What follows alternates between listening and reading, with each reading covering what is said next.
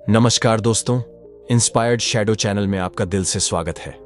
दोस्तों, किसी नगर में राजू नाम का एक लड़का रहता था। उसकी उम्र करीब 24 वर्ष थी और वह ज्यादा पढ़ा लिखा भी नहीं था।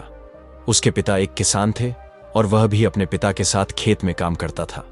वह बहुत साधारण सा लड़का था। जब भी उसके सामने कोई नया व्यक्ति आ जाता तो वह उससे बात तक नहीं कर पाता था। यहां तक कि जिन्हें वह जानता था, पहचानता था, उनसे भी बात करने में उसे बहुत झिझक था। वह उनसे भी ठीक से बात नहीं कर पाता था। राजू किसी उद्देश्य के बिना दिन भर इधर उधर घूमता रहता था। उसे न किसी काम में रुचि थी, ना ही कोई ऐसा सपना था जिसे पाने के लिए वह मेहनत करता। राजू के माता पिता उसकी इस स्थिति को देखकर चिंतित रहते थे। वे सोचते थे, इसका क्या होगा? यह अपने जीवन में कुछ कर पाएगा भी या नहीं? जब भी वह कहीं पर काम के लिए जाता तो लोग उसके इस सीधेपन का फायदा उठाते, उसे परेशान करते। वह कुछ ज्यादा कह नहीं पाता था, जिसके कारण उसे कोई कुछ भी कह देता और वहां से चला जाता है। इन्हीं सब कारणों की वजह से उसका मन कहीं भी किसी भी काम में नहीं लगता। वह हर काम को कुछ ही दिनों में छोड़ दिया करता। उसके मन में बहुत कुछ चल रहा था। उसके मन में विचारों के तूफान उठ रहे थे। वह सबसे बहुत कुछ कहना चाहता था, लेकिन अपनी इस आदत के कारण वह किसी से कुछ नहीं कह पा रहा था। वह अंदर ही अंदर घुटता जा रहा था। सारे विचार, सारी बातें उसके मन में ही दबी पड़ी थी, लेकिन कभी भी वह किसी से भी अपने मन की बात नहीं बताता था। राजू का दिन व्यर्थ की गतिविधियों में निकलता था। वह अक्सर खुद के बारे में सोच सोचकर परेशान रहता। धीरे धीरे उसकी यह आदतें उसकी सेहत पर भी असर डालने लगीं। उसका शरीर कमजोर हो गया, आंखें लाल रहने लगीं और वह मानसिक तनाव महसूस करने लगा। एक दिन उसके मित्र उसकी हालत को लेकर मजाक उड़ाने लगे। उसके दोस्त ने हंसते हुए कहा, अरे राजू, तुम तो बस इसी चाय की दुकान के स्थायी ग्राहक बनकर रह जाओगे। तुम्हारे जीवन का क्या उद्देश्य है? यह सुनकर राजू को बुरा तो लगा, लेकिन उसने अपने दोस्तों के तानों को भी गंभीरता से नहीं लिया। वह लड़का बहुत ही होशियार था, लेकिन पता नहीं क्या हो गया था। वह अपने जीवन का मकसद भूल चुका था और एक अजीब सा पागलों जैसे जीवन बिता रहा था। वह दिन भर अपना समय बर्बाद करता, सोचता रहता और बेकार कामों में उलझा रहता। ऐसा लगता था जैसे उसके जीवन का कोई अर्थ ही नहीं रह गया हो। राजू एक होनहार नौजवान था, पर पिछले कुछ महीनों से वह एक अजीब सी लापरवाही का शिकार हो गया था। ना उसे कोई काम की चिंता थी, ना ही खाने की कई गंदी आदतें उसने अपना ली थीं और अपनी जिंदगी में कुछ भी विशेष करने की बजाय दूसरों के मामलों में ही उलझा रहता था। दिन का ज्यादातर समय वह अपने घर पर ही बिताया करता। वह करना तो बहुत कुछ चाहता था, पर बस पूरे दिन सोचता ही रहता। राजू के माता पिता, दोस्त और उसके परिवार के बड़े बूढ़े कई बार उसे समझाने की कोशिश करते। एक बार उसके पिता ने कहा कि राजू खुद पर ध्यान दे। दूसरों की जिंदगी में ताका झांकी करना छोड़। जो लोग मेहनत कर रहे हैं उनके पास खुद की जिंदगी संवारने का समय नहीं है। अगर तू भी खुद पर ध्यान देगा तो तेरी जिंदगी भी बेहतर हो सकती है। दूसरे के भरोसे मत बैठो कि कोई आके तुम्हारी मदद करेगा। और वह अपने बेटे को खरी खोटी सुनाने लगे। उन्होंने उसे इतना डांट दिया कि वह लड़का अत्यधिक क्रोधित हो गया और वहां से बिना कुछ कहे वहां से चला गया। शाम हो चुकी थी और अब तक उनका बेटा घर नहीं लौटा था। माता पिता दोनों बड़े ही चिंतित थे। वे अपने बेटे को वापस घर पर देखना चाहते थे, लेकिन राजू तो भागते भागते पहाड़ की चोटी पर जा पहुंचा था। वह वहां से नीचे की ओर झांक रहा था और ईश्वर से कह रहा था, हे भगवान, आपने मुझे ऐसा क्यों बनाया? लोग मेरा मजाक उड़ाते हैं, लोग मेरी हंसी उड़ाते हैं। जब मैं इस दुनिया में अपने मन की बात रख ही नहीं सकता, मैं किसी से कुछ कह ही नहीं सकता, तो फिर मैं इस जीवन को जीकर क्या करूंगा? जब भी मैं किसी से कुछ कहने की कोशिश करता हूं तो लोग मेरा मजाक बनाते हैं, मेरी हंसी उड़ाते हैं। यहां तक कि वह मुझसे कुछ भी कहकर चले जाते हैं और मैं उनका जवाब नहीं दे पाता। ऐसा जीवन जीकर मुझे क्या मिलेगा? इसीलिए मैं तेरे पास आ रहा हूं। इतना कहकर जैसे ही वह लड़का कूदने की तैयारी कर रहा था कि अचानक उसका पैर फिसल गया और वह एक ढलान से लुढ़कते हुए नीचे जा गिरा। उसका सिर चोटिल हो गया और उसके पैर में भी गहरी चोट आई। राजू से कराहते हुए वहीं जमीन पर बैठ गया। तभी उसने देखा कि सामने से एक महात्मा गुरु उसकी तरफ आ रहे थे। वे एक महात्मा थे जो जंगल में एकांत वास करते थे। महात्मा ने उसकी हालत देखी और उसे सहारा देकर उठाया।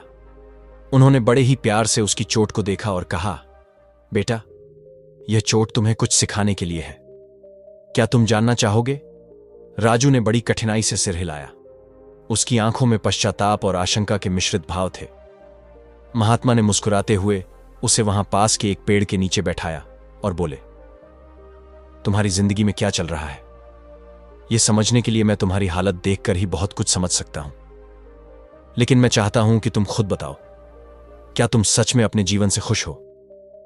राजू ने अपना सिर झुका लिया और तभी वह महात्मा उस लड़के से कहते हैं, बेटा, क्या बात है? आखिर तुम यहां पर क्या कर रहे हो और तुम अपने इस जीवन को क्यों समाप्त करना चाहते हो? यह अनमोल जीवन बहुत कम लोगों को नसीब होता है और तुम्हें यह जीवन व्यर्थ लगता है।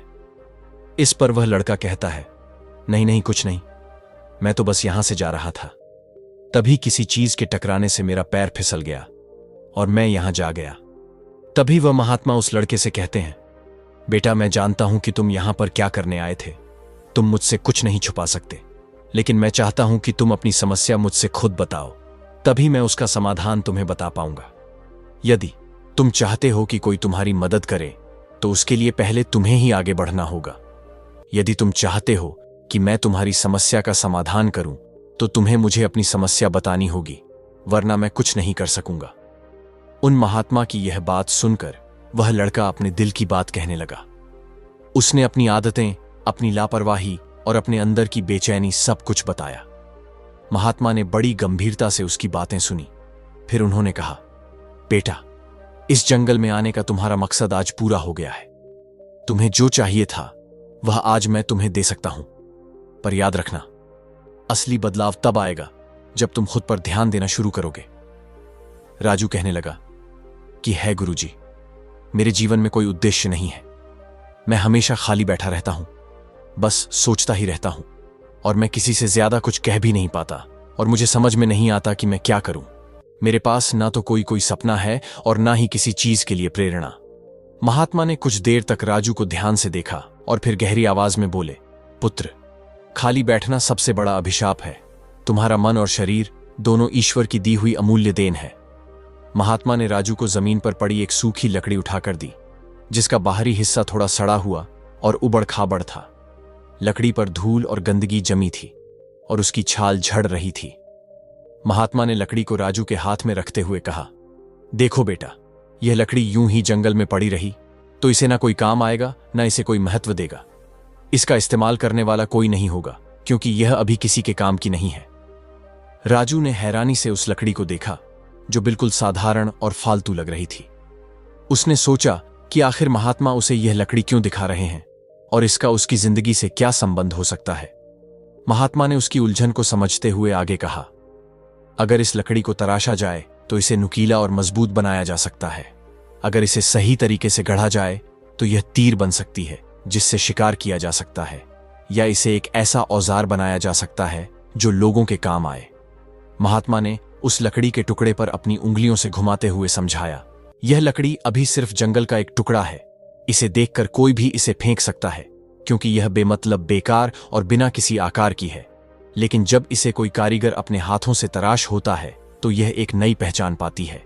इसके उबड़ खाबड़ किनारों को काटकर उसे नुकीला और सटीक आकार देने के बाद यह किसी भी चीज को चीरने या काटने में सक्षम हो जाती है।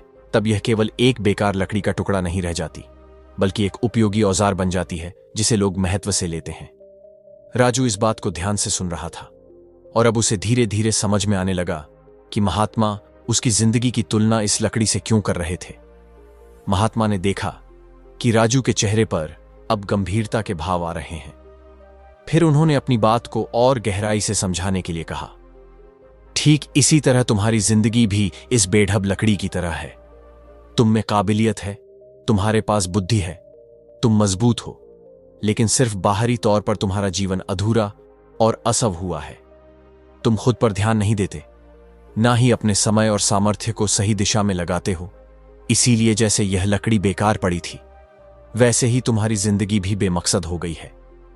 महात्मा की बातों का असर अजीत पर गहरा पड़ने लगा। उसे महसूस हुआ कि जैसे यह लकड़ी बिना आकार के सिर्फ एक जंगल का हिस्सा बनी रहती है, वैसे ही उसकी जिंदगी भी बिना किसी दिशा के बह रही थी। महात्मा ने कहा, यदि तुम इन्हें व्यर्थ में बर्बाद करोगे तो यह जीवन भी बर्बाद हो जाएगा।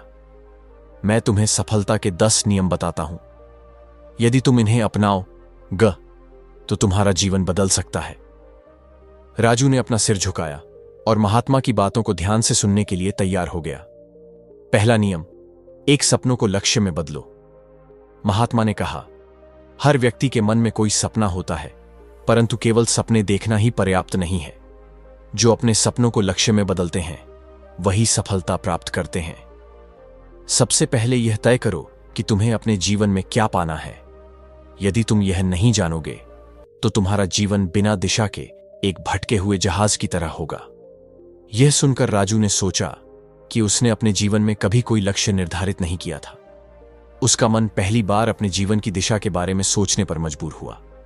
दूसरा नियम, समय का सही उपयोग करो। महात्मा ने आगे कहा, भनते संसार में समय सबसे मूल्यवान चीज है। यदि तुम समय को बर्बाद करते हो तो यह कभी लौट कर नहीं आता। जो व्यक्ति समय की कदर नहीं करता उसे जीवन में सफलता नहीं मिलती। हर क्षण को एक अवसर की तरह देखो और उसका सदुपयोग करो। एक सही दिन वही है जिसमें तुमने कुछ नया सीखा हो या कोई ऐसा कार्य किया हो जो तुम्हारे लक्ष्य के करीब ले जाए। महात्मा ने एक छोटी सी कहानी सुनाई। प्राचीन समय में एक राजा था जो बहुत आलसी था। उसके राज्य का हाल बुरा था क्योंकि वह हमेशा सोचता रहता कि वह कल से काम करेगा। एक दिन पड़ोसी राजा ने उस पर हमला किया और उसका राज्य शत्रुओं ने छीन लिया। तब उसे एहसास हुआ कि उसका आलस्य और समय की बर्बादी ही उसकी हार का कारण है। तीसरा नियम, ध्यान और एकाग्रता को अपनाओ। ध्यान वह साधन है जो तुम्हारे विचलित मन को एकाग्र करता है। यदि तुम प्रतिदिन ध्यान करोगे तो तुम्हारा मन शांत होगा और तुम्हारी एकाग्रता बढ़ेगी। महात्मा ने एक बोधक घटना सुनाई। किसी समय एक युवा साधक अपने ध्यान में बहुत परेशानी महसूस करता था। उसका मन भटकता था और उसे कभी शांति नहीं मिलती थी। फिर उसके गुरु ने उसे पेड़ की जड़ों को देखने का निर्देश दिया। साधक ने देखा कि जड़ें जमीन में गहराई तक फैली हैं और मजबूत हैं। गुरु ने कहा, जैसे जड़ें पेड़ को स्थिर बनाती हैं वैसे ही ध्यान तुम्हारे मन को स्थिर करेगा। तब से साधक का जीवन बदल गया। चौथा नियम, छोटी छोटी आदत विकसित करो। महात्मा ने राजू को बताया, हर बड़ा परिवर्तन छोटी छोटी आदतों से शुरू होता है। तुम हर दिन एक नई सकारात्मक आदत अपनाने की कोशिश करो, जैसे सुबह जल्दी उठना, पढ़ाई करना या व्यायाम करना। लगातार छोटे छोटे सुधार तुम्हें महान उपलब्धियों तक ले जाएंगे। राजू को याद आया कि वह कभी अनुशासन में नहीं रहा था। उसने सोचा कि अगर वह अपनी आदतें सुधारना शुरू कर दे तो शायद उसका जीवन भी बेहतर हो सकता है। पांचवा नियम, स्वास्थ्य का ध्यान रखो। महात्मा ने गंभीरता से कहा, एक स्वस्थ शरीर में ही स्वस्थ मन का निवास होता है। यदि तुम अपने शरीर का ध्यान नहीं रखोगे तो तुम्हें सफलता प्राप्त करने में कठिनाई होगी। तुम व्यायाम करो, पौष्टिक आहार लो और अपनी दिनचर्या में संतुलन बनाए रखो। स्वास्थ्य ही सबसे बड़ी पूंजी है। राजू ने यह सुनकर सोचा कि वह कितना कमजोर हो गया था। उसने फैसला किया कि वह अपने शरीर को मजबूत बनाने के लिए हर दिन व्यायाम करेगा। नियम नंबर 6, सकारात्मक सोच रखो। महात्मा ने कहा, यदि तुम अपने जीवन में सकारात्मक सोच अपनाओगे तो तुम्हें हर स्थिति में अच्छा देखने की आदत हो जाएगी। तुम अपने विचारों को नियंत्रित करो क्योंकि वही तुम्हारे कार्यों को प्रभावित करते हैं। नकारात्मक सोच सिर्फ बाधाएं खड़ी करती हैं। महात्मा ने एक प्रेरणादायक कथा सुनाई। बहुत समय पहले एक गांव में एक युवा लड़का था जिसका नाम रूपक था। रूपक बहुत साहसी और मेहनती था, लेकिन उसे जीवन में बहुत बार असफलता मिली। एक बार उसने अपने गांव के बाहर एक बड़ा बाग लगाया। उसने सोचा, इस बाग के फल बेचकर मैं अपनी स्थिति को सुधार सकता हूं। उसने बाग में कड़ी मेहनत की और बाग को सुंदर बना दिया। लेकिन जब फल आने का समय आया तो अचानक एक तूफान आया और सारे पेड़ नष्ट हो गए। रूपक का सपना टूट गया और वह उदास हो गया। तब उसने खुद से कहा, नहीं, मैं हार नहीं मान सकता। हार मानना तुम्हारे बस में नहीं है। उठो और दोबारा प्रयास करो। याद रखो, जो असफल होने के बाद भी खड़ा होता है वही असली योद्धा होता है। रूपक ने अपने मन की बात मानी और दोबारा मेहनत शुरू की। इस बार उसने न केवल बाग को फिर से हरा भरा बनाया, बल्कि उसके फल भी बहुत अच्छे हुए। उसकी मेहनत ने उसे सफलता दिलाई। गिरने के बाद उठना ही असली हिम्मत है। इस जीवन में कुछ भी आसान नहीं है, पर यदि तुम मेहनत करोगे तो तुम्हें सफलता जरूर मिलेगी। 7वां नियम, आत्म अनुशासन का पालन करो। आत्म अनुशासन के बिना तुम किसी भी लक्ष्य को प्राप्त नहीं कर सकते। महात्मा ने कहा, खुद को अनुशासित करना सीखो। यह जानो कि कब क्या करना है और कब क्या नहीं करना। अपने समय और ऊर्जा का सही दिशा में उपयोग करो। 8वां नियम, विफलताओं से सीखो।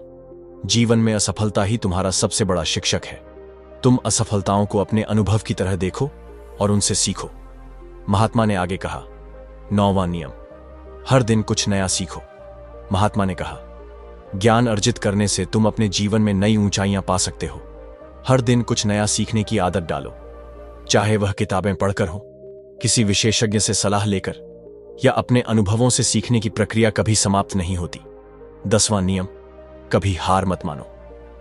एक बार एक मूर्तिकार ने एक सुंदर मूर्ति बनाने की कोशिश की, पर बार बार उसकी मूर्ति टूट जाती। उसने हार नहीं मानी और हर बार अपनी गलती से सीखता रहा। आखिरकार 3 महीने की कड़ी मेहनत के बाद उसने एक उत्कृष्ट मूर्ति तैयार की, जिसने उसे प्रसिद्ध बना दिया। महात्मा की यह बातें सुनकर राजू की आंखें खुल गईं। उसने अपने जीवन में बदलाव लाने की ठानी। महात्मा के इतने प्रेरणादायक नियम सुनकर फिर वह अपने घर लौट आया। धीरे धीरे उसने अपनी आदतें सुधार ली। वह अनुशासन के साथ अपने काम करने लगा, समय का पालन करने लगा और हर रोज आत्मनिरीक्षण करने लगा। उसकी सोच में बदलाव आने लगा और उसने खुद पर ध्यान देना शुरू कर दिया। कुछ ही महीनों में उसकी मेहनत रंग लाई। अब लोग उसकी तारीफ करने लगे, उसके परिश्रम और अनुशासन की मिसाल देने लगे। राजू ने खुद को उस सूखी लकड़ी की तरह महसूस किया जिसे तराशा जा चुका था। उसकी जिंदगी अब उस लोहे की तरह मजबूत हो गई थी जो किसी भी मुश्किल को काट सकती थी। इस प्रकार राजू ने महात्मा की सीखों पर अमल करके अपनी जिंदगी को एक नई दिशा दी और खुद पर ध्यान देकर अपनी असल पहचान बनाई। तो दोस्तों, उम्मीद है कि वीडियो पसंद आई होगी। अगर अच्छी लगी हो तो वीडियो को एक लाइक और इंस्पायर्ड शैडो चैनल को सब्सक्राइब भी कर लीजिए। मिलते हैं अगले वीडियो में, तब तक के लिए आपका बहुत बहुत धन्यवाद।